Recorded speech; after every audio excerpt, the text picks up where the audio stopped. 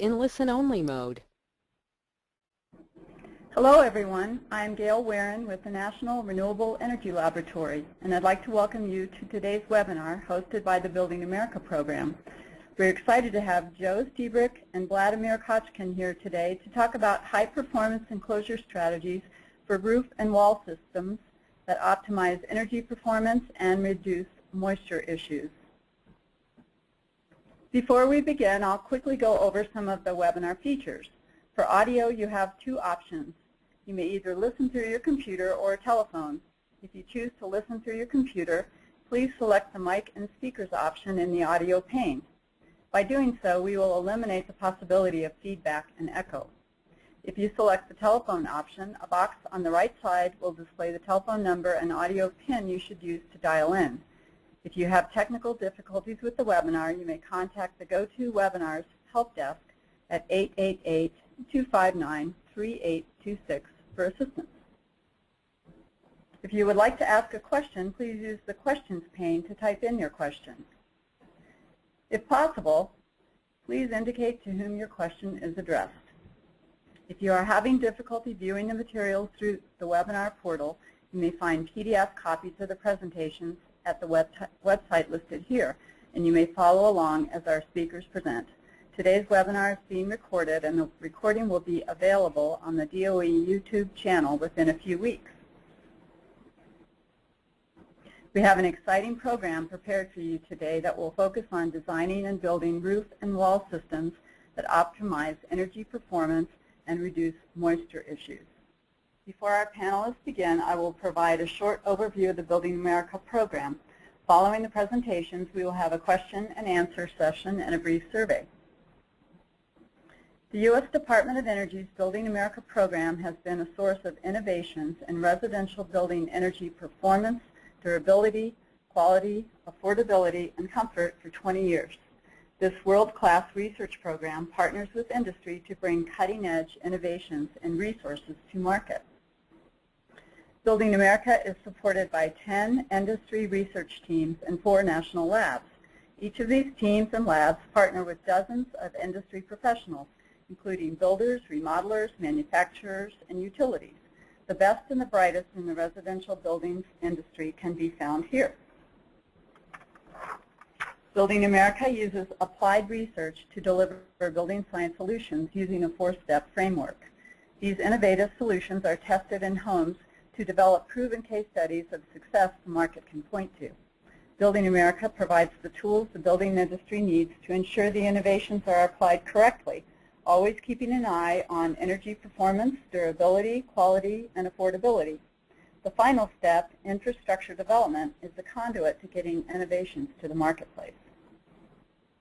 Building America research focuses on how the components of new and existing homes work together through systems integration. As the market changes and evolves, so is the direction of our research in order to add value and drive changes in performance across the residential building industry.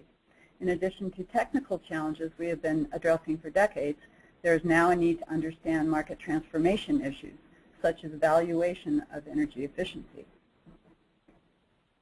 In the 20 years of Building America research, we have spearheaded combining ultra-high efficiency with high performance in both new and existing homes, and we are consistently achieving this challenging task. For example, in 1995, a typical home used 3 times more energy per square foot compared to today, and indoor air quality, comfort, and durability problems were common. Today, a home built to DOE Zero Energy Ready Home specifications uses less than half the energy and is more comfortable, healthy, and durable. By 2030, Building America will demonstrate that new and existing homes can produce more energy than they use. Do you want to know more about these proven innovations? The Building America Solution Center is your one-stop source for expert information on hundreds of high-performance construction topics, including air sealing and insulation, HVAC components, windows, indoor air quality, and much more. You can find it by the URL on your screen or by searching on Building America Solution Center. Also, the Building America website provides information about the program, the latest top innovations and case studies, and there you can also subscribe to the monthly newsletter. And the February newsletter went live today, so be sure to check it out. And now, on to today's presentation.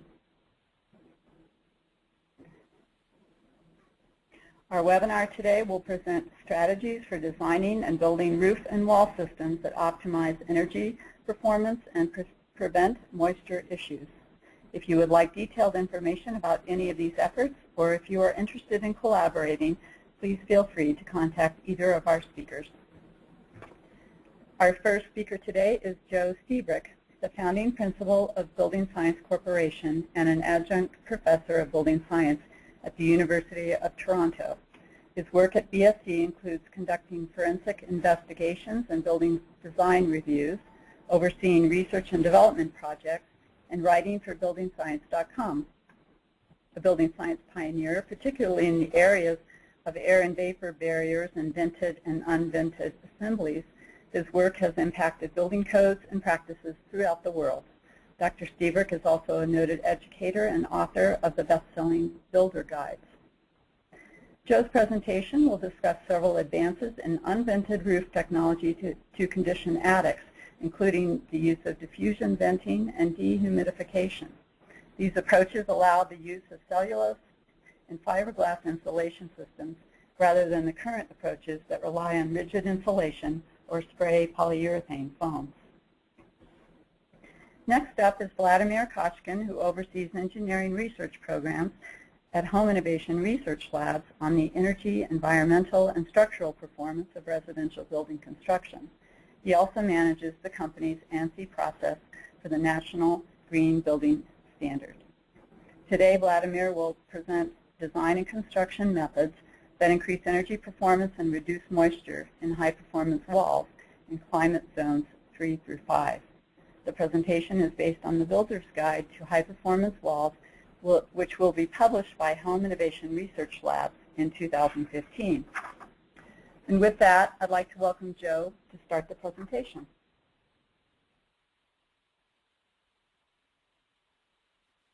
Hello, everybody. Let's get going here. I'd like to start off with something really significant to say, and that is one of the best roof assemblies that anybody can construct in any climate zone is a vented attic. Unvented roof assemblies are in essence a second choice. They're a choice to be made if you can't construct a reasonable vented attic. The keys to the vented attic, of course, are an airtight ceiling, plenty of insulation, a balanced ventilation where you have half of the air coming in at your perimeter, at your soffits, and the other half leaving at the top of your building. So if you have the opportunity to construct a ventilated attic, do it. Well, so why have any other choice? Well, this is why. We put stuff in attics that shouldn't be in attics, like buildings and mechanical systems. That leads to horrible problems with depressurization. In hot, humid climates, it leads to part low humidity problems. In cold climates, it leads to ice damming. If radon was valuable, this is how we would mine it. This is a really bad idea. Mechanical systems should be located inside. Then it's not easy to construct an airtight ceiling anymore either, because we perforate the heck out of it. So if you can have an airtight ceiling and you can locate your mechanical system inside, go with a vented roof assembly.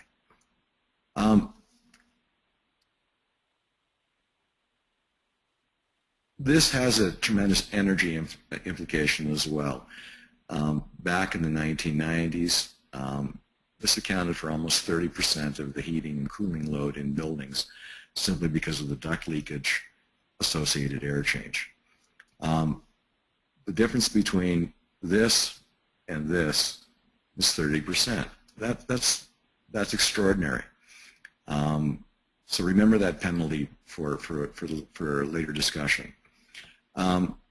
If you're to locate your ductwork outside your conditioned space, for gosh sakes, at least make it airtight. And the only technology that appears to work is mastic. Duct tape has 1,001 uses, but not a single one of them makes sense for ductwork. This was a compromise to, if I can't move the mechanical system inside, perhaps I can move the inside to the underside of the roof deck to incorporate the mechanical system.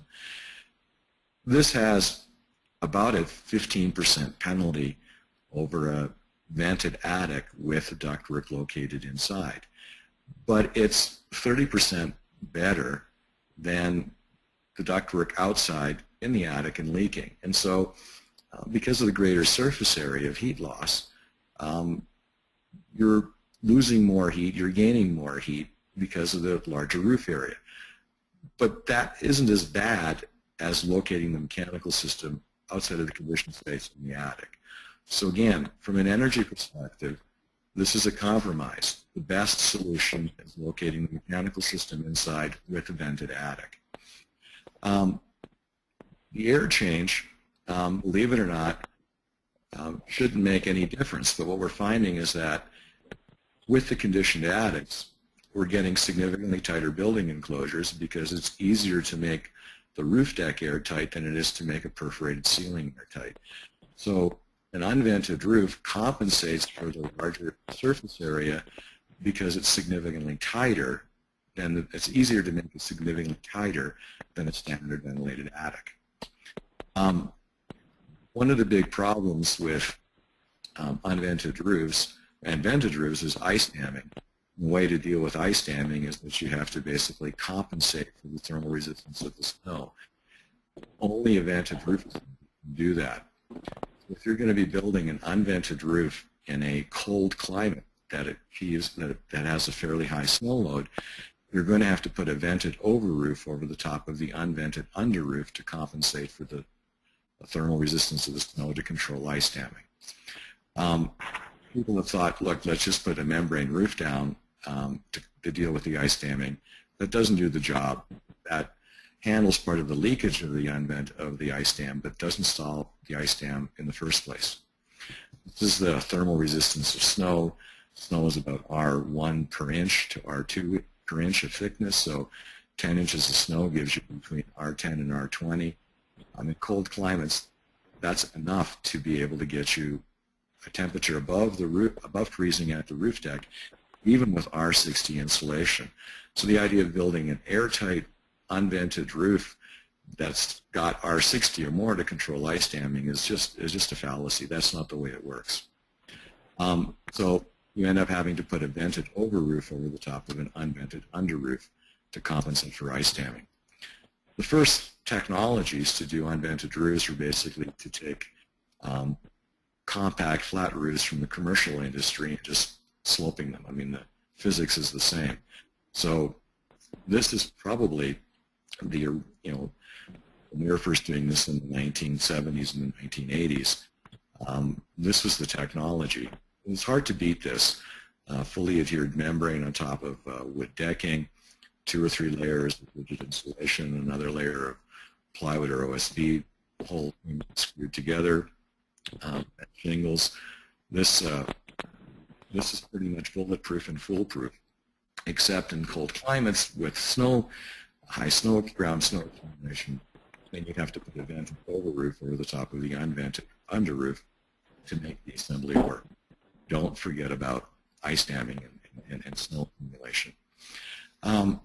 You end up having to introduce the air basically at the fascia and let it off at the ridge. This is a map of ground snow loads. Anywhere the ground snow load exceeds 50 pounds per square foot, you have to have a vented roof over the top of the vented under roof, or you're going to get yourself into trouble. Can we get into hybrids? Well, it was very expensive to put all of that rigid insulation on the top of the deck, and so the idea is, why not split it? Why not have enough insulation on the top of the roof deck to control the temperature to condensing surface, and fiberglass or cellulose on the underside to provide the balance for thermal resistance. This is no different than insulating sheathing on the exterior wall. Think of this as a wall with sheathing on, insulating sheathing on the outside lying on the side. The colder the climate, the greater the thermal resistance on the top of the roof deck. There's some pretty simple, elegant calculations. This is all now in the code, thankfully, because it was supported the Building America program. The codes were changed nationally to allow this to occur. This is in essence a perfect illustration of a wall with insulating sheathing morphing into a cathedral ceiling with insulating sheathing. The key here is to not have a vapor barrier on the interior so that the cavity insulation has the ability to dry to the interior. And once again, the amount of thermal resistance on the top of the roof deck is determined by the climate.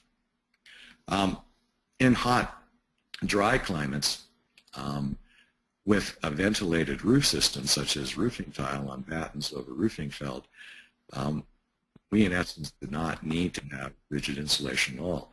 So this is in essence fiberglass or cellulose that's allowed to breathe by vapor diffusion through the roof deck itself into the space, the air space created by the roofing tile.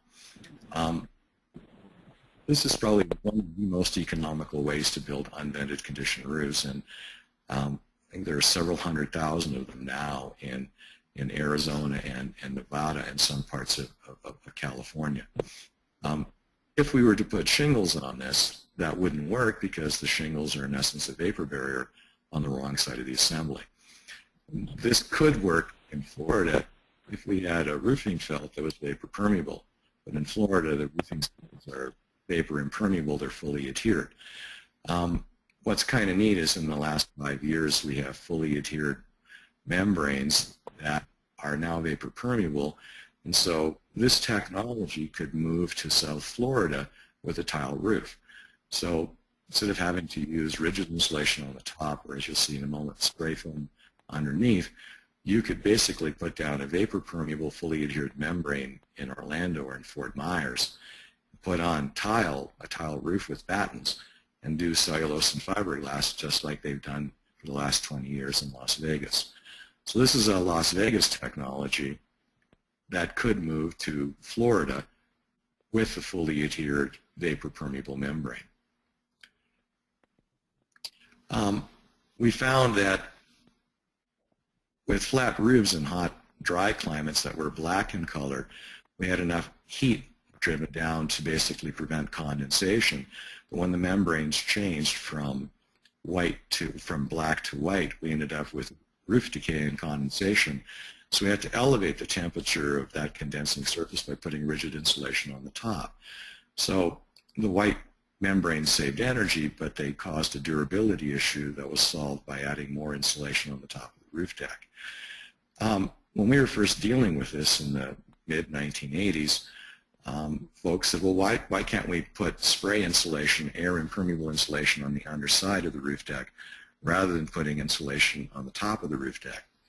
And the physics worked, and so this was the beginning of using spray foam insulations on the underside of the roof deck to control the temperature of the condensing surface. The original insulations that were used were open cell, low density spray foams. And the reason for that is that at the time it was the only manufacturer that was interested in pursuing the technology. Clearly, high-density foam insulations have no problems working this way. The codes were amended to allow that technology, and basically from climate zones 1 through 4, open cell, low-density foam or high-density foam could be used. In climate zones 5, 6, and 7, only high-density foam could be used, or you had to apply an integral vapor barrier on the underside, or vapor retarder on the underside of the low-density foam, because of the difference between the wetting and drying potentials in colder climates relative to hotter climates. This technology is now very mature and is almost ubiquitous. There are a few things that we've learned over the last 15 or 20 years, and that is that with low-density foams, in hot, humid climates, there needs to be some mechanism of removing moisture from attic spaces. And so the attics have to be conditioned, not merely unvented, So there has to be a supply and a return in the attic space to remove that moisture. There are issues with respect to durability of shingles. What we found is that the color of the shingle is much more important to its durability than whether the roof assembly was vented or unvented. All of this was on the Building America website. What we found was that the greatest difference between shingle temperature, whether we had a color, whether it was an asphalt shingle or a tile shingle. And in fact, the bigger impact was the temperature of the roof deck itself rather than the shingles. The shingles temperature were affected 2 or 3 degrees, but the underside of the roof deck was affected 20 to 30 degrees. So we don't have much of an issue with shingle durability, but we have more of a concern with sheathing durability. It's a really bad idea to have a black shingle on OSB on an unvented roof in Las Vegas, but it's not a problem to have a light-colored shingle anywhere in the country.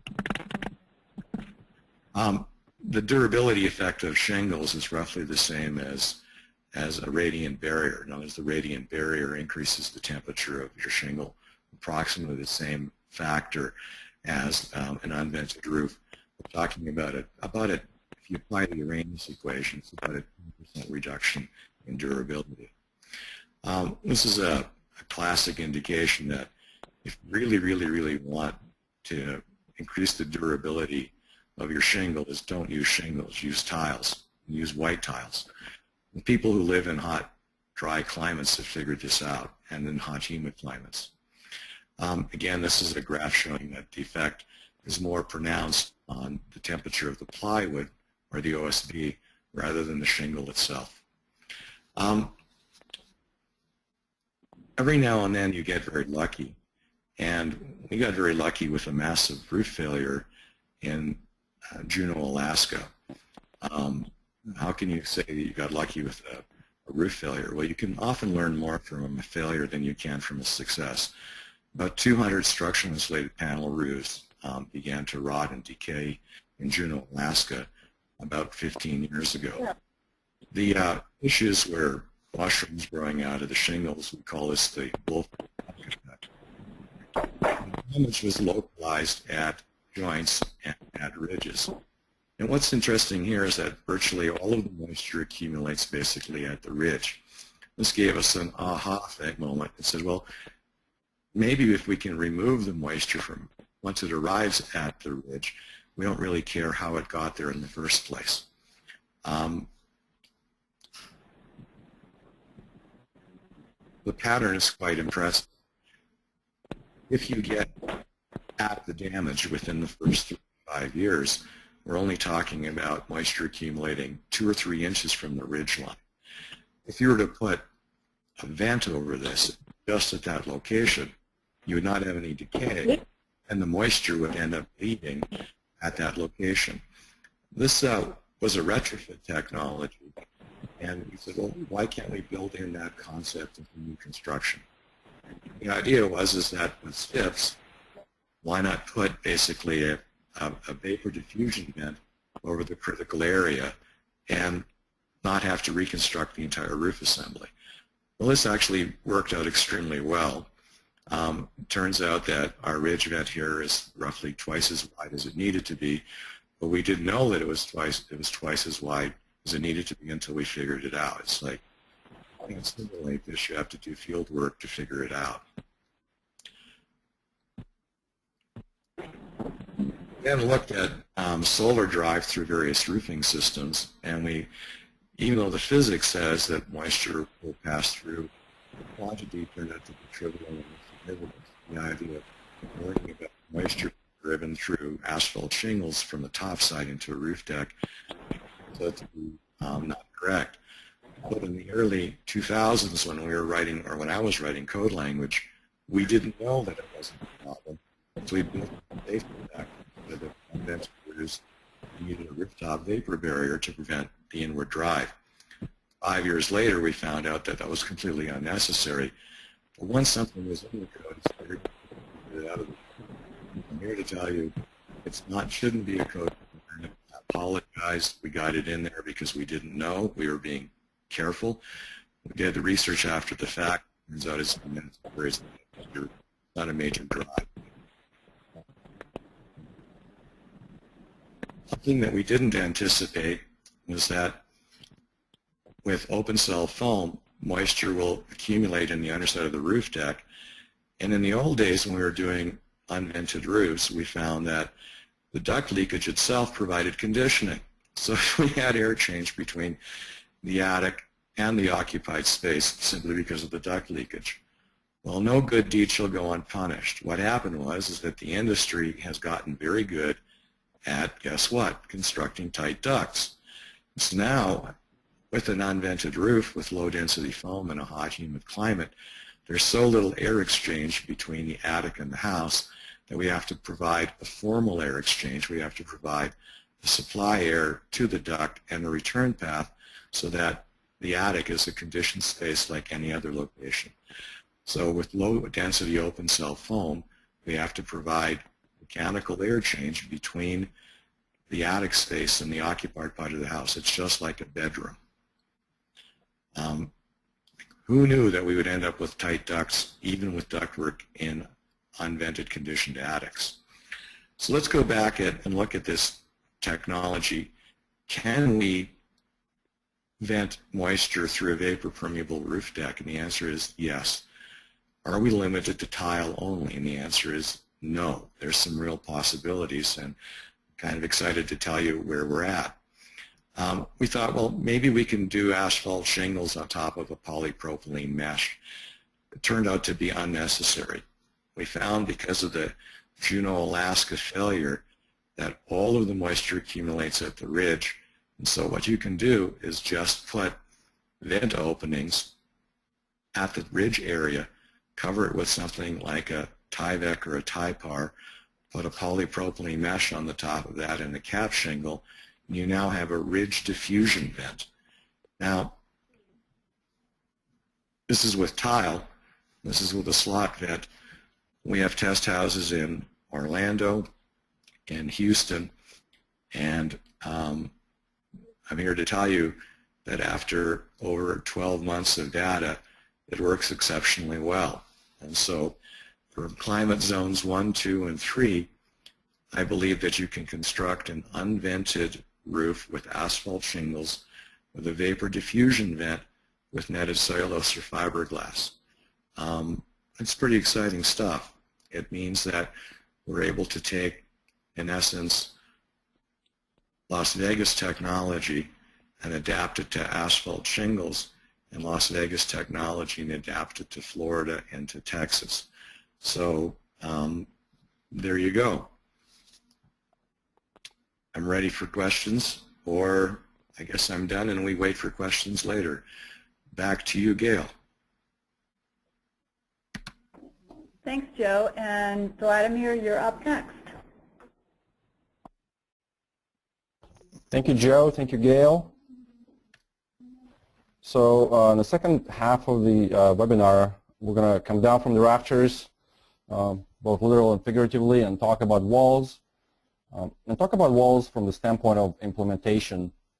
We'll cover topics that a lot of building scientists already know, but we'll take the angle of now the builder is implementing these walls in their construction process, and what some of the things that they need to pay attention to, what some of the things they need to, what some of the options that they have, what are some unintended consequences that they should be aware of.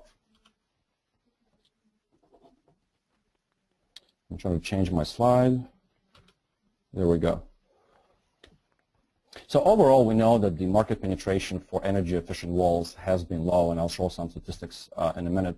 And one of the ways we want to tackle it, we're in the process of developing what we call a construction guide to energy efficient, durable walls that also can be constructed in the field, really kind of looking at the implementation considerations. And right now, the version that will come out in 2015 is going to be only limited to climate zones 3 and 5, and basically just to 2 wall assemblies. And the goal of the guide is, to help the builders to figure out how to combine the tried and true practices that they have been using for a long time. They know that they work, but add, the new energy efficient component to the recipe, and understand all the pros and cons of the decisions that they're making. and also talk about, address the potential conflicts or unintended consequences that can otherwise occur if not addressed properly. But all of them can be addressed, obviously, as we'll talk through that. And one of the reasons, the research that's been done by Build in America and other stakeholders, people like Joe, really over the years provided the information that we need to help builders make these decisions and build the walls that are energy efficient and durable. And at the end of the day, again, we want to minimize the risks to builders as they're transitioning to these more energy efficient wall systems. So the guide that we're developing, the construction guide, really going to have two parts to it this year. The first one is just looking at 2x6 walls. Okay, that's all we're doing, looking at 2x6 walls. And that part of the document has been already, the draft of it, it's a stakeholder review draft, the way we call it at this point, has been posted now on our website, homeinnovation.com/wall guide. So feel free to go download. If you have any questions, you can submit questions to me as well. And later in the year, we're going to have a 2x4 with 1 to up to 1.5 inches of foam. That's going to be the second half of that guide. So as far as the what I'll be talking about today, we'll touch a little bit on the market as far as what kind of walls are builders building today, what kind of materials they're using, and then we'll talk about those two wall systems I already mentioned, about a 2x6, and look at the implementation considerations that builders should pay attention to, and the 2x4 walls with 1 to 1.5 inch of exterior foam. And we're going to kind of partition the discussion along the 5 primary bullet points. We'll talk about the framing, we'll talk about the sheathing, we'll talk about the interior vapor retarders, and where the drainage plane and the cladding, those kind of go hand in hand. So those are kind of the 5 key areas that we will want to address for each wall system. So let's quickly talk about the code here. 2012, 2015. There were significant change that happened to the wall minimum prescriptive wall R values, and specifically talking about here climate zones 3 through 5, and 3 and 4 particularly, where the change happened from the minimum prescriptive requirement went up from 13 to R20 or 13 plus 5. And as far as, again, those are the 2x6 walls or your 2x4 plus 1 inch of foam. Those are the examples of typical wall construction practices that builders can employ to meet in our code. The code does give you a way out in terms of to show a total UL alternative, but many builders will gravitate to these prescriptive options, particularly in the higher climate zones like 4 and 5, and particularly if they build an above code, if they're doing Energy Star or National Green Building Standard or other above code programs that are available to them. And just, we already have seen this map during Joe's presentation, but just to give everybody an idea, climate zones 3 through 5, I mean, it's a big part of the country. And a lot of the construction actually happening in those 3, 4, and 5 climate zones. So it's definitely having a significant impact on the new codes and the construction practices around the country. So again, just talking in general terms as far as builders changing technologies and going from your standard 2x4 walls at 16 inches on the center, which is still the dominant wall in the marketplace, to something else. A couple of just kind of words of advice here.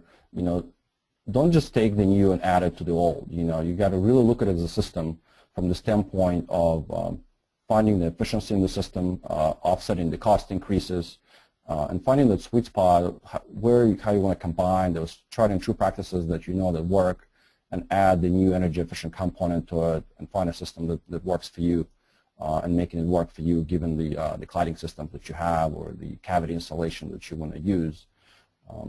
And you do want to look at the potential unintended consequences that some of them we'll cover today, again, just to make sure that the process goes smoothly as you go through the implementation. If you address all of those, you'll have a wall that has higher performance, and at the end of the day, you're going to have better value for your company, for your own business, and for the homeowner.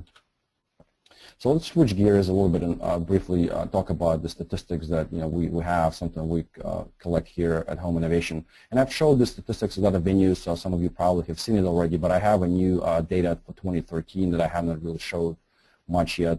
And the picture hasn't changed, honestly, that much, but what we can see that the 2x6 framing is gaining some market share, but the key takeaway here that it's really, even at 2x6 walls, people are still sticking to 16 inches on center, and there is definitely a resistance to going to 24-inch on center. From the wall sheathing standpoint, the OSB and the plywood and products like Zip, which is basically, we're talking about a wood structural panel product, continuously sheet now. It's 80% of the wall area, so it's definitely the predominant material that's been used on the outside of walls. And another trend, you can see that the foam is used as a primary, here we're talking about the primary layer of sheathing layer, dropped over the years. And there were two reasons. Reason one is that people went to oversheeting, so having two layers, and also some of the construction actual volume moved down south where these practices are less common. And here we see the statistics for the oversheeting. So you can see that there is some pickup that did happen where people are using foam as a second layer rather than the primary layer. And the house wrap is really being used very widely now. Basically 3/4 of homes being built using some type of house wrap on the outside. And with the cavity insulation, fiberglass remains to be the predominant product. They lost a little bit of market share, but it really kind of leveled off, and it hasn't changed over the last couple of years. Spray foam gained some market share, but also kind of leveled off and hasn't increased in the last couple of years. But that's basically what we see, that the builders are moving to some more energy efficient practices, but not at the pace that we would like them to. So for the next few slides, I will talk about 2x6 walls and why it can be a good option for many builders when they're switching from the 2x4 construction. It's probably the most straightforward transition that you can think of, going from standard walls 2x4. There are some changes that need to happen, but at the end of the day, it's not that many changes. It's a technology that's been used for a while. Even in colder climate zones with maybe some mixed successes here and there, but for the most part, it performed very well over the years, and we do have a good track record for this wall system. When you're switching from 2x4 to 2x6, the studs that you have now are much, much stronger, and you need to take advantage of that. And that's why going to 24 inches on center really the preferred method, because that's how you're really gaining your energy efficiency, both through having deeper cavity, having more insulation because the cavity is deeper, and also, by the way, you're adding R2 on the outside, because the R value for wood is 1. So if you're going from 3.5 stud to 5.5, you're adding an R2, so that helps as well. And overall, what you end up happening, you have just fewer studs, that you have to install, and it helps both with the resource efficiency. It helps with the number of studs you're going to have, but the openings, because the studs are so much stronger, that you don't need to have as many studs. And then with advanced framing, 2x6 is really much more conducive to advanced framing. We've been promoting advanced framing for a while, and it's definitely something that works for many builders. It's some of the practices are more challenging to implement with 2x4 construction because of the limitations, and I'll talk about a couple of them in a few minutes here. But 2x6 construction really kind of meant for advanced framing, and we'll talk about one of the what we call next generation advanced framing options. And another benefit is the potential for reduced labor. One of the builders that we work with the Build in America program, they got back to us and they told us that they really felt, after they've implemented the system, the 2x6 at 24 inches on center throughout the company, they really felt the savings that they got from just using fewer lumber pieces, had to insulate fewer cavities, had to drill through fewer studs. So that they felt that impact, so it was real to them. And again, so the draft of the guide, the stakeholder review version, is available at homeinnovation.com wall guide. So let's talk about some of those transition considerations that as you're going from 2x4 to 2x6 that you can keep in mind. Again, 24 inches on center, 2x6, you can go as high as 2-story buildings with a habitable attic. Now, if you have a 3-story building, you'd have to go 16 inches on center just because of the structural loads that you have to support. But for the majority of homes, you can go 24 inches on center. And also, a key difference here is that if you're using 2x6 walls with a double top plate, okay, you don't have to worry about aligning your framing. Your framing between, story to story, floor members to studs does not have to be aligned as long as you have a double 2x6 plate capping that wall. And that's different from 2x4s. And that's one of the considerations that people have to pay attention to, that if you are using 2x4 lumber with 24 inches on center, you have to think about aligning those members, and it can be that can be a hassle, from the practical standpoint. Not everybody can really follow through on that and make all of that happen, okay?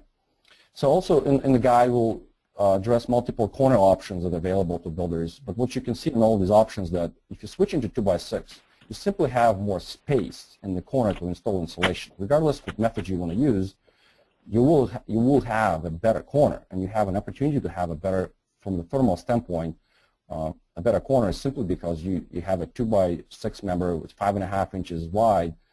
You have the room to put it in extra insulation.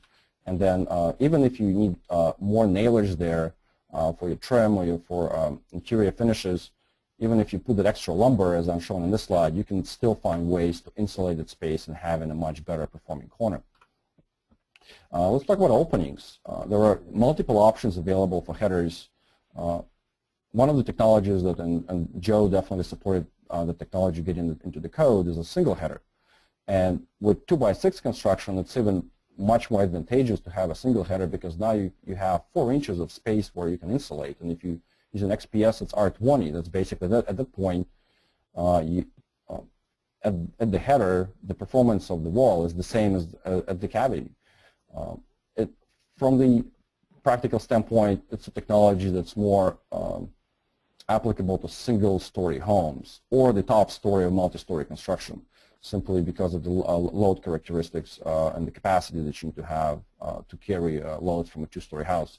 So for a single-story or top story, we're talking about, you can do openings up to 6 feet or up to maybe 7 feet if you go structural composite lumber. And often, particularly for top stories of buildings, you don't have very many wide openings there anyway, so that can be a great solution. And just go to the IRC, and they have prescriptive spans that you can rely on for single headers. The second option is going double header, but now insulated double header. And again, because it's 2x6, you have the space to insulate. And depending on the foam that you're using, depending on the thickness of the structural members that you're using, like for example, composite lumber is typically a little bit thinner than dimensional lumber. You can get between R13 and R19 in that space. So again, you're going to have a pretty well insulated space there, and you will, for a double header, you can pretty much cover most of the doors and windows in the house, with maybe some few exceptions of very large openings. And another new technology, relatively new technology we've introduced, and now it's in IRC, it's in 2015 IRC reference specifically, it's called rim header. And in that case, what you see here, that the load is being carried by the members located in the rim area of the floor, and then you don't have any headers at all, and you can just insulate that space above the wall fully, and then that from the thermal standpoint, that's a very good solution. So you do have to obviously install joist hangers to carry that load around the window, and this technology works much better with 2x6 with a 2x6 package. You can make it work with a 2x4, but you're going to lose some of the advantages, and like one of them is that you only have one type of studs here, right? You have the studs, they call them king studs. You don't need to have a jack stud because you don't have a header right above the window, and so you can reduce the number of studs that you have there, the opening, overall reducing the framing factor. And these are just a couple of photos of rim headers actually being built in the field. And is one potential option for an energy efficient solution would be to have single headers on the top floor, because again, rim header is only applicable to lower stories, and then having rim headers at the lower stories, and this way you really have an option to insulating that space above the window very well throughout the entire house. Now let's talk quickly about rim joists. Again, with 2x6, you have more bearing area, so you're opening yourself up for some more options that otherwise wouldn't be available to you with 2x4s. You can use prefabricated insulated rim where you have continuous insulation there, and you're still going to have enough bearing area for the joist to rest on. Or another option that, if you have an engineer that can kind of evaluate this for you, where you can have a continuous insulation, and if you have trusses, for example, you can have a ribbon board that provides the stability that you need there for the truss, and then you have an option of continuous rigid insulation, and again, you have still enough bearing area there for the trusses to rest on, and it's only possible because it's 2x6, the 2x6 wall. I just briefly want to touch on this configuration that we've just tested in the lab. It's not really available in the code yet, but it's kind of just of interest to us, where we've tested shear wall with the insulation being installed on the outside of the rim and the rim being recessed by an inch. And so the question becomes, does it have any adverse effect on the shear performance of the walls, because you have a cantilever bottom plate now. And so for the wall capacities that we've tested, which are lower capacity walls, your typical walls that you see in the IRC. So that may not be necessarily applicable to high seismic areas or something like that. But for the IRC level walls, we actually didn't see any reduction in capacity. So that's something we want to research further and understand more before we can actually fully recommend that. But it's a promising option where maybe a solution would be to recess the rim by, let's say, an inch, and then insulate it with an inch of XPS or a similar product on the outside, and have a better insulated rim area. Again, as you switch into 2x6 at 24 inches on center, wood structural panel sheeting. So what do you have to pay attention to? You can obviously do 16 or 24, but pay attention to your sheeting thickness and the nail sizes. That may vary based on where you're located, what the wind speed is and what the exposure category is. You may need to, like, for example, a 3/8 wood structural panel would not be permitted at 24 inches on center anywhere in the country if you located on the site wind exposure C. So if you're in B, you're fine, but if you're in C, you cannot use 3/8. And so those are the types of things that you have to pay attention. Again, there is a table in the IRC that will kind of specify that for you, and also in the guide, obviously, as far as the panel thickness and the nail size that you need to use. But it's one of the considerations that you got to pay attention to. Now, similar to gypsum, you can obviously attach 16 or 24 inches on center.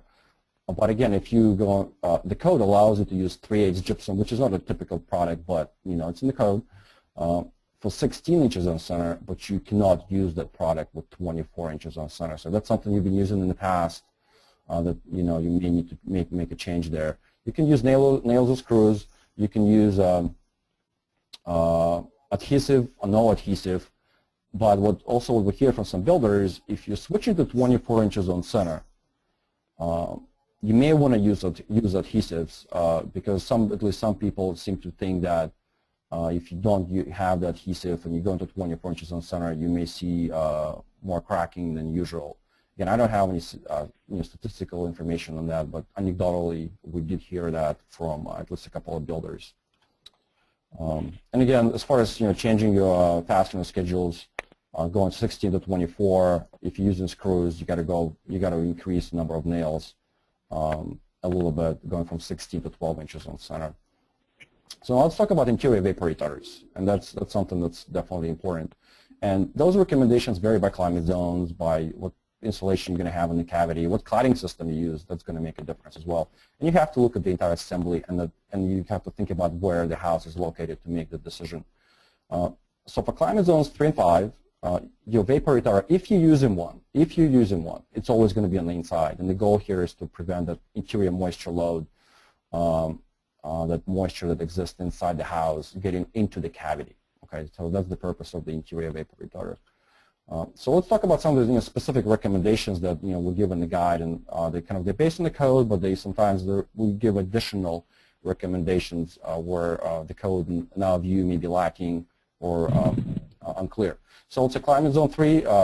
Vapor retarder is not required, but also we're really discouraging people from using class 1. You just don't need it there. Just don't, our recommendation, don't do it.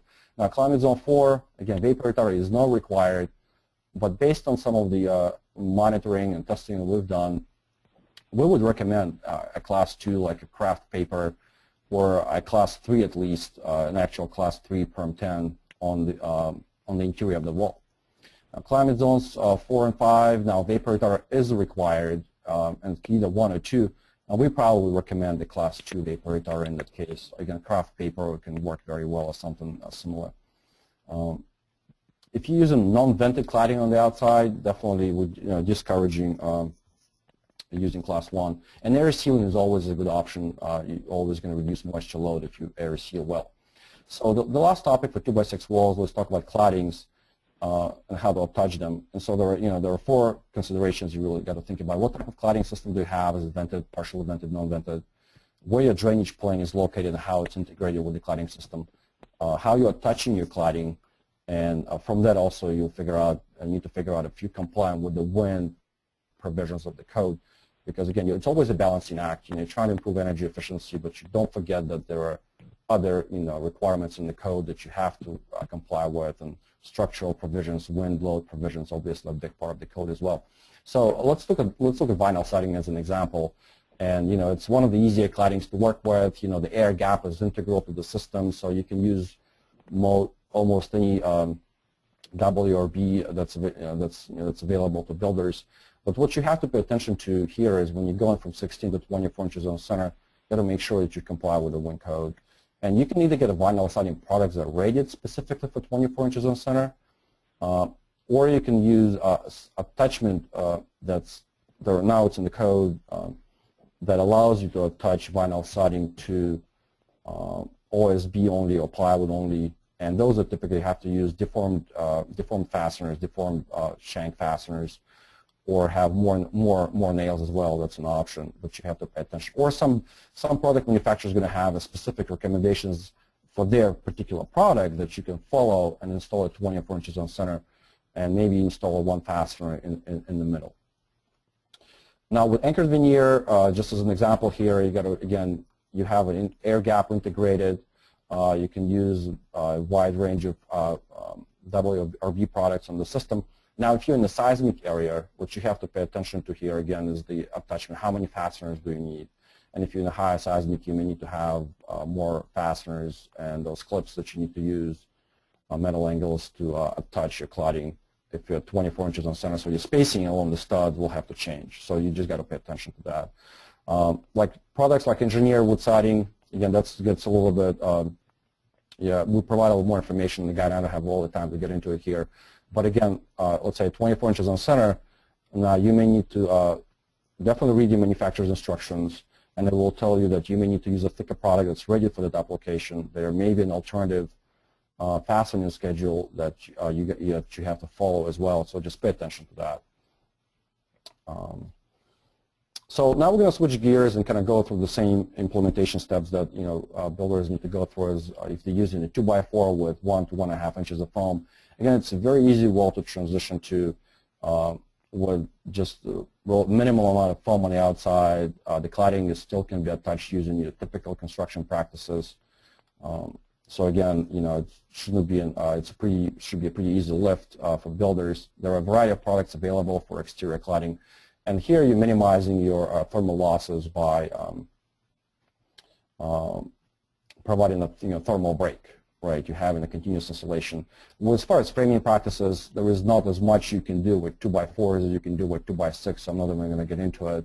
The goal here is you deal with your thermal break by having the exterior foam. Okay, and the moisture dynamics are completely different. So we'll talk about it in a second. There are different types of exterior insulation products available. Just pay attention to what thickness you have to use, because there are values of those products vary. Particularly EPS, even if it's the same EPS expanded insulation products, the actual R value per inch should vary based on the type of EPS you're using. So just pay attention to that, because the code, if you follow the prescriptive method, it's R13 plus 5, so you need to get your R5 on the outside there. And one of the key implementation considerations for when you install an exterior insulation is to figure out where your drainage plane is and how the drainage plane is integrated with your penetrations. And so basically we have two options available to you. It's the outboard, and that's the option you see here, outboard drainage plane, where the drainage plane is behind the cladding, it's outside of the foam, and it can be done in two ways. It can either tape in your foam, and your outside of the foam will become the drainage plane, or you install house wrap over over the foam. And again, in the guide, we're going to have this specific details of how it's done. We're going to use graphics similar to what you see here. We're basically showing how it's properly layered, how it's integrated with the flashing, how the caulking and layer sealing is done. So this is just some photos of houses. On the left, you see their drainage plane on the outside with the foam tape. On the right, it's again drainage plane on the outside with a house wrap installed. The second option is to have drainage inboard.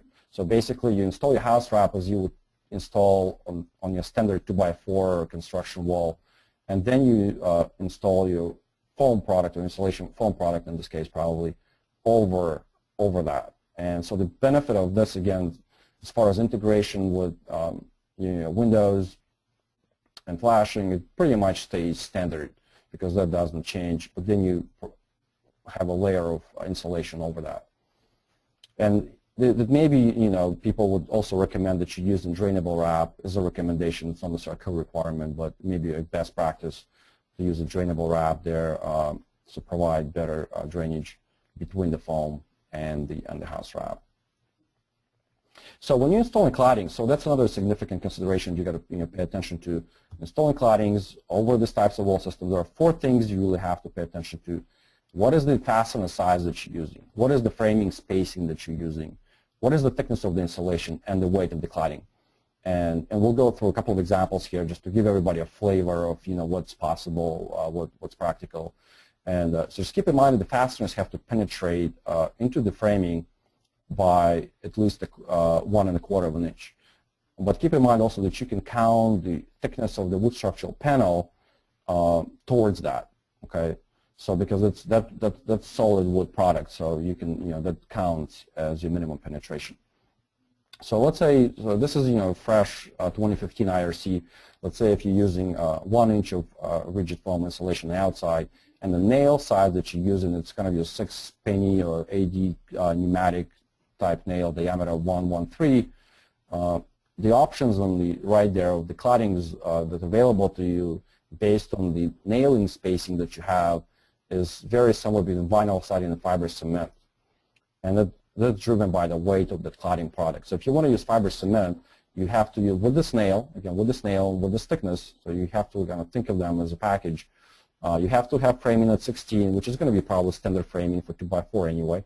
And then your fastener spacing cannot be more vertically than 8 inches.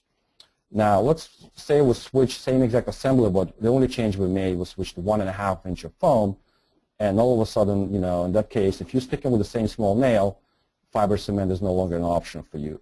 So what you can do now, next slide, you can increase the nail size, and then the fiber cement for 1 1/2 inch rigid foam become available to you as well. And then another more extreme option, now if you're using a bigger nail, such as a 16D nail, you obviously can install heavier claddings over the foam, and even stucco. There is an option that you can have stucco installed there as well. And these are just some examples of cladding materials installed over foam walls. And probably the last topic I will talk about, again, it's 2x4 walls with exterior insulation, where the vapor retardant, what vapor retardants we should be using. Whatever we talked about 2x6 walls, kind of throw it out the window. This is a different wall system. You have to think about it differently. You have to analyze it differently. Now the sheeting is going to be warmer because you have the foam on the outside, and then it's a good thing because what it does, it reduces the relative humidity inside the cavity, and basically, in simple terms, what it does, it reduces the moisture load on the materials there. But on the other side, it's also you're reducing the drying rate to the outside. Based on some of the research we've done, the walls are still drying. So even if this wall, gets, as long as you don't have a double vapor barrier, you have foam on the outside, and if the wood-based products get moisture, what we see that they are drying out even with the insulation being on the outside. So in climate zone 3 and 5, you're allowed to have for this wall system class 3 vapor retardant, and that can be a latex paint as an example. But keep in mind that it's really specific to this wall system and this climate zone. So if you make even a small change like going, okay, I'm going to go to 2x6 wall rather than 2x4 wall in climate zone 5, for you to comply with code, now you have to increase the R value on the outside of the wall. Or if you take a 2x4 wall and put in climate zone 6, again, to comply with this vapor retardant requirement of class 3, you have to have more foam on the outside. So again, just the point here is to keep in mind that the provisions are very specific to this is the wall assembly, this is the climate zone you're using it in. So as far as again our recommendations, again we're kind of really discouraging people from using class 1 vapor retardant when you have impermeable, less permeable, I should say less permeable. Should be careful using terminology I use here. Insulation on the outside. If you build a perfect wall and nothing leaks, this wall may work. It doesn't mean that this wall will never work. It may work in many situations, but if any leaks occur, it will be hard for the moisture to get out. Air sealing, again, is always a good idea. Also, we've discovered from the research we've done that paint is not a reliable class 3 vapor retardant. Depending on what paint you're using, it can be very permeable. It can be 40 perms or higher. Okay, and we would also recommend that for climate zones 4 and 5, if you have foam on the outside, still use something like craft facing or a smart vapor retardant. You want to stay away from creating double vapor barrier, but having some protection from that interior moisture load may be a good idea in those slightly colder climate zones. And just one image here of how not to do, flashing here. This is not the right way of doing it, just a little reminder. And the summary of the presentation, again, both of the wall systems I talked about today, 2x6 walls, 16 or 24 inches on center. Obviously, we recommend 24 inches on center. Or 2x4 walls with exterior insulation. I mean, they're really ready to go. It's maybe a few things that the builder has to, think through as they're implementing them. But, for the most part, they're ready to go. Go ahead and use them. The things you have to think about, again, what framing package you're going to use, where your drainage plane is going to be located. Make sure you're attaching your cladding correctly. Where do I need a vapor retarder? Integration details and some other considerations. But, again, the systems are ready for use, and we'll have the guide available by the end of the year. Hopefully it will help people to transition. And that concludes my part of the presentation. Thank you. Okay, thank you for those outstanding presentations. And we have time now for a few questions. We have some great questions from the audience, and you may submit additional questions through the questions pane on your screen. Our speakers will answer as many as time allows. And I have a few questions for Joe. I'll start with those. The first one is, are the unvented over roofs required in all cold climates or just in cold climates with high snow loads? My company is looking to spray foam insulate the underside of an attic roof deck and turn a vented attic into an unvented finished upper floor space. Well, you need to put a vented over roof over an unvented under roof only if you're in a high snow area to control ice dams. So if you're in Syracuse, New York, which by the way gets more snow than anywhere else in the lower 48 states, people in Syracuse go to Buffalo to get away from snow. An unvented roof without having a vented over roof is a bad idea. In most other places where you don't have many feet of snow, an unvented roof with spray foam directly on the underside works just fine.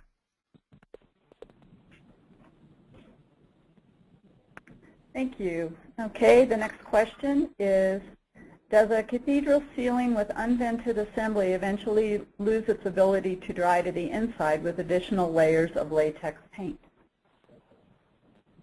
Not with latex paint, but if you did epoxy paint or alkyd or oil-based paint, the answer is yes. Okay. Okay, another question. What is the performance impact of a properly detailed but underventilated attic? Is there an energy penalty if the attic is overventilated?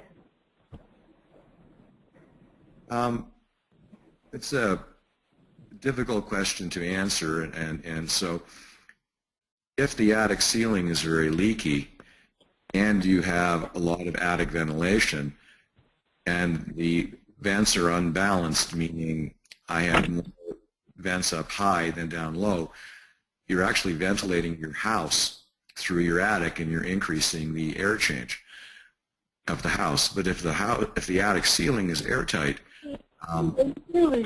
overventilated. Hungry? I'm getting some crosstalk. Somebody should be muted. Anyway, if the ceiling is airtight, whether the roof is overventilated or not is not going to affect the air change. A way of thinking of this is back in the day, there used to be these turbine vents that would, when the wind would blow, they would suck air out of the attic. A lot of people in cold climates would put garbage bags over them in the wintertime, and the reason was that when the wind blew, they sucked air out of the house, not just the attic, but the attic ceiling.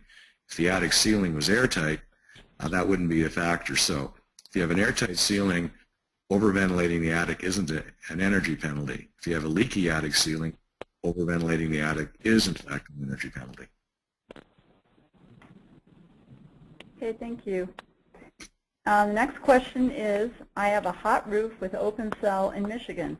Will vapor diffusion fix the condensation problem, or what can I do now?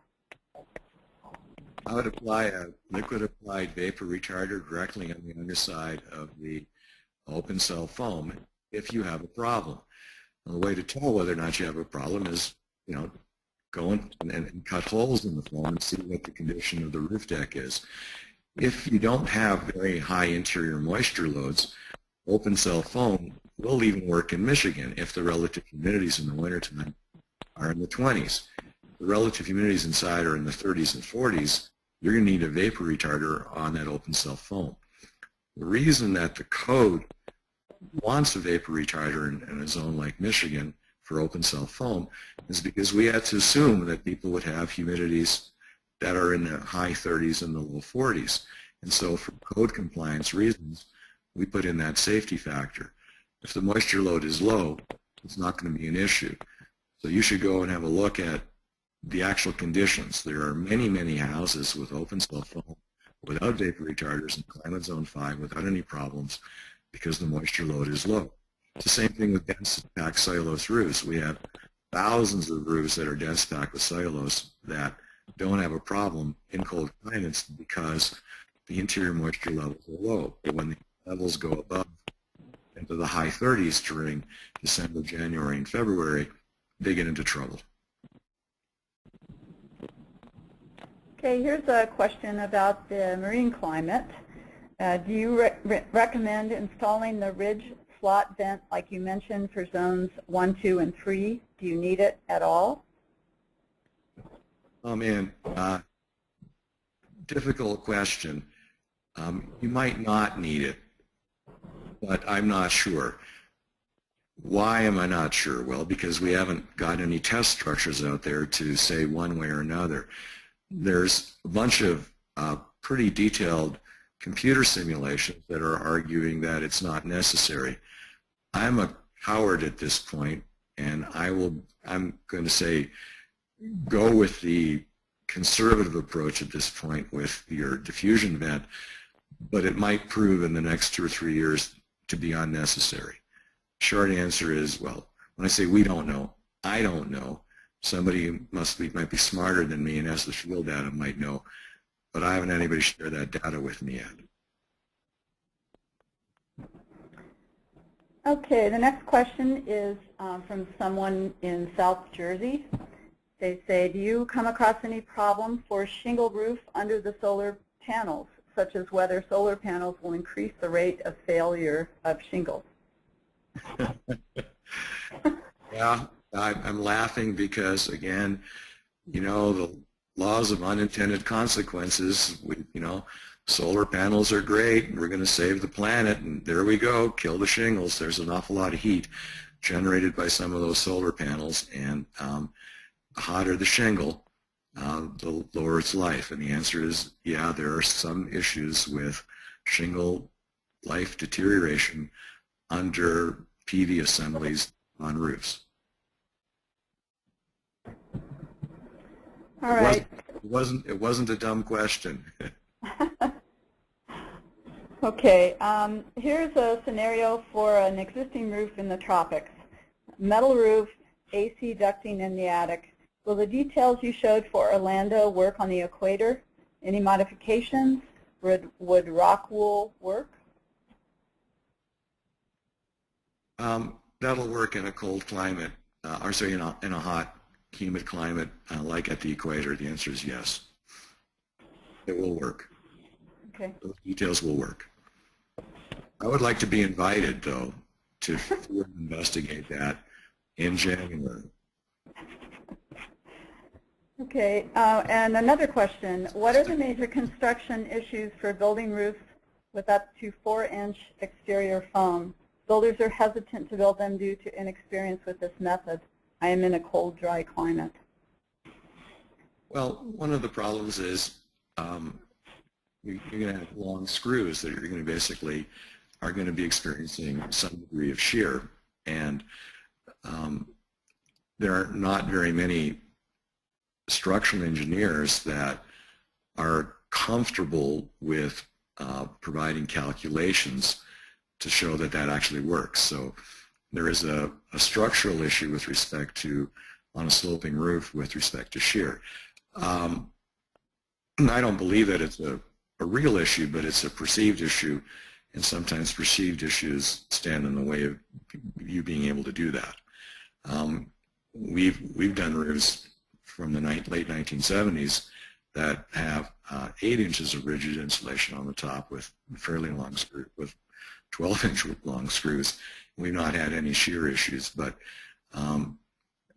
getting somebody to do the calculation or to seal it is not going to be easy, or is not always easy. Okay, thanks, Joe. And now we have some questions for Vladimir.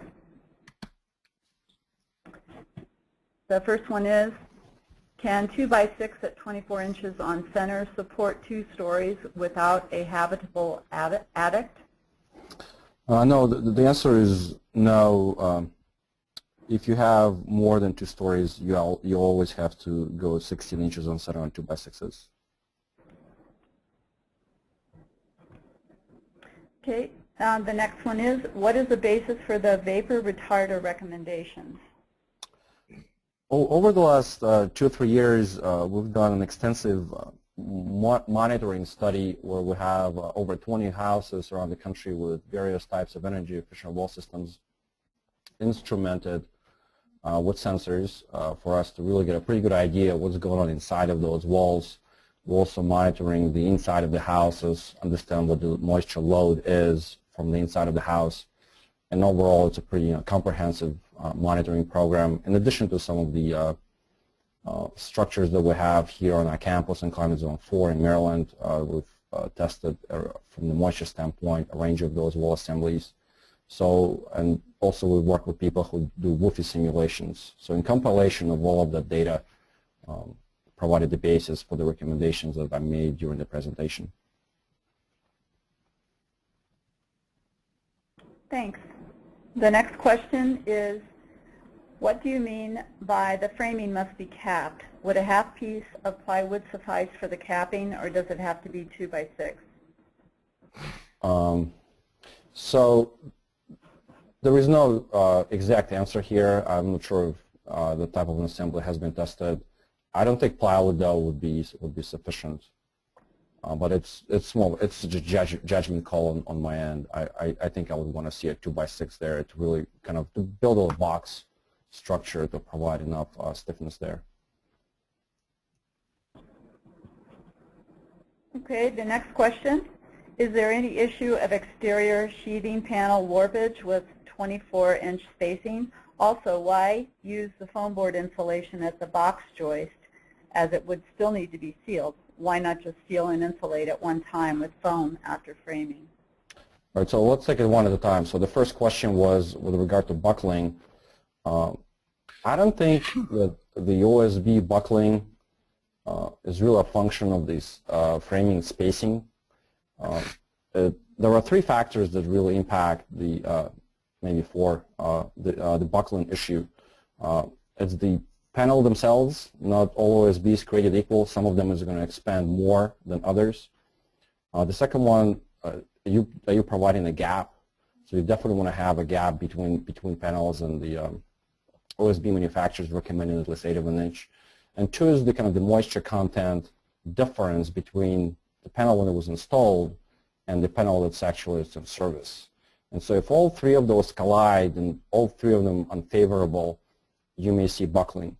Another buckling issue that I heard about is that in assemblies where those panels used in very high shear capacity applications and they have to put a lot of nails on the perimeter, when the panel had just been installed, it came out of a stack, it's dry, and then you put a lot of nails, and then the panel absorbs moisture and it's trying to expand, and the nailing is so tight it doesn't let the panel to expand.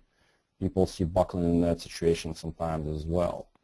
But as far as just going from 16 to 24, I don't believe that's a driver for OSB buckling. And could you repeat the second question, please? Yes. Why use the foam board insulation at the box joist, as it would still need to be sealed? Why not just seal and insulate at one time with foam after framing? I mean, it's just an option. You know, you can do it either way. So I mean, it's just a matter of preference. You know, what's given everything else you're using in the house for your air barrier and moisture barrier and all of that. Again, that's just another option that's available to you. Okay, another question is, even with exterior insulation sheathing, can there be condensation in the stud cavity with that or spray foam insulation? All right, so again, let's break it up. With the exterior insulation, the way for you to control the condensation potential is to have sufficient amount of foam, a sufficient amount of R value on the outside, and the colder the climate zone, theoretically, the more R value you need to have on the outside. And it's also, even, you know, furthermore, it can be a ratio of the insulation you have in the cavity to the insulation that you have on the outside. So in theory, yeah, if you don't have enough foam on the outside, there can be condensation. But if you follow the recommendations that we have, that I have in the presentation, in general, if you follow the code, you should not have problems. Now, if you're talking about a wall system where you have exterior foam on the outside, and I think the way I understood the question, spray foam in the cavity, so if it's a closed cell spray foam, the closed cell spray foam will also act as a vapor retarder from the inside. And in theory, that such system can work. Again, the only kind of issue here is that if there is moisture that gets between those two layers, it will take a while for the moisture to dry out. If it's just like in my opinion, if it's just a rare event that happens and something got a little wet there, it will dry out eventually. It's not going to be a huge deal. But if it's a continuous, you know, some kind of source of moisture that exists there, that water is going to stay there. Okay. And another question is, what are the merits of installing the house wrap in front of and behind the exterior insulation? I'll try to answer it, and Joe, you know, feel free to jump in. I think it's, you know, it's a matter of preference. And if you're installing your house wrap behind the foam, again, you almost don't have to change your current practice, because that's where your house wrap is now, right? When you're building your standard 2x4 wall, you have your house wrap and then cladding. All you're doing, you're inserting another layer of insulation between the cladding and the house wrap, and you know, you basically you're done. You go home. Now, somebody may ask a question. Well, so if the water gets behind the foam, is there, you know, is it going to be able to escape, because the foam is going to be directly against the house wrap? So as I mentioned already, the better practice may be to use a drainable wrap. Again, I'm not aware of any issues either way, and the code doesn't require that. And again, it's a matter of preference. And now if you have the house wrap on the outside, so you know that that's where your drainage plane is located, it's right behind the cladding. That's a typical way where you probably want to have your drainage plane. But then you have to, the integration of that drainage plane with the window, you have to change your practices. It's still doable, obviously you can do it, and we'll have those details. But you have to change your practice there a little bit. I completely agree with Vlad on this. Okay, here's a question that may be for both of you. Could you please address retrofitting insulation in the attic knee wall and roof of a 1.5-story Cape Cod? Well, I think Vlad should answer that. No, go ahead. All right. Historically, that's been a very, very difficult thing to do because you need a plane of air tightness, and it's very difficult to connect that knee wall assembly through to the ceiling of the floor below. So a lot of times we like to not insulate the knee wall. We like to run the insulation down the rafter, in essence, and then actually put some kind of sheathing or gypsum board along that rafter behind the knee wall so that the air control layer and the thermal control layer follow the slope of the rafter, and the knee wall is now completely inside of the conditioned space. That's a very, very difficult detail to do. The first house that I lived in Boston had that kind of a knee wall configuration, and I gave up trying to make that airtight. I followed the slope of the roof. Good luck with that. Okay, here's a final question for Vladimir. If you were building a structural concrete insulated panel wall system with conventional wood frame roof, are there any concerns with thermal or vapor transmission into the wall through the solid concrete areas? The wall system is a foam center with wire and concrete on the outer and inner surfaces. Yeah, I'm trying to visualize the system. I'm not sure I fully visualize it. Joe, can you answer that? I don't think an additional vapor retarder is required. I think the main issue is water control on the outside. If you have a water control layer, either paint on the concrete, then you have a very nice flow-through assembly. You've got, I don't think you'll have a problem with that. Think of it, I think, Vlad, it's much like an ICF block wall. Okay, ICF, okay. Yep. Except it's an inverse ICF, right? Concrete, foam, concrete. Oh, concrete, foam, concrete? Yep. Actually, I lived in a house like that in Russia when I was a kid. It worked perfectly. Well, there you go. Yep. Okay, that's all the time we have for questions. Thank you, everyone. And panelists, before we take a quick survey, do you have any additional or closing remarks that you'd like to make before we close the webinar? Thank you. Happy President's Day. Yeah. Okay, now we'd like to ask our audience to answer 3 short questions about today's webinar. Your feedback will help us to know what we are doing well and where we can improve. The first question asks whether the webinar content was useful and informative. To answer, click on the radio button right in the GoToWebinar panel.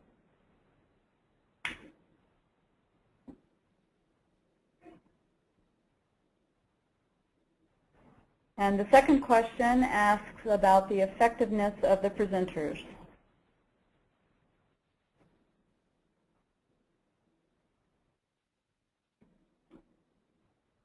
And the third question asks whether the webinar met your expectations.